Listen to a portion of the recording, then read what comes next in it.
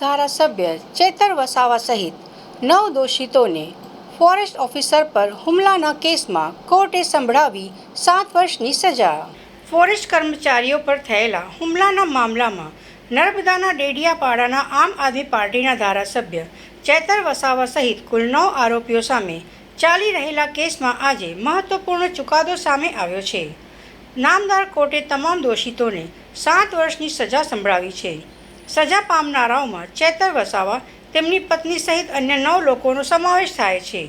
કોર્ટના આ કડક નિર્ણય બાદ રાજકીય વર્તુળોમાં ભારે ચર્ચા અને ખળભળાટ જોવા મળી રહ્યો છે. સજા બાદ સાંજે કડક પોલીસ બંદોબસ્ત વચ્ચે તમામ આરોપીઓને વડોદરા મધ્યસ્થ જેલમાં ખસેડવામાં આવ્યા હતા. જેલ બહાર ક્રાઇમ બ્રાન્ચ, રાવપુરા પોલીસ સહિતનો વિશાળ પોલીસ કાફલો તહેનાત કરવામાં આવ્યો હતો, જેથી કોઈ અનિચ્છનીય ઘટના ન બને. તમામ કાયદાકીય પ્રક્રિયાઓ પૂર્ણ કર્યા બાદ તમામ આરોપીઓને જેલ હવાલે કરવામાં આવ્યા હતા.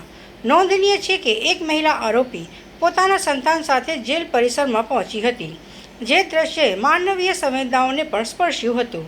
આ સમગ્ર ઘટના હવે રાજકીય અને કાયદાકીય રીતે વધુ ચર્ચાનું કેન્દ્ર બન્યો છે.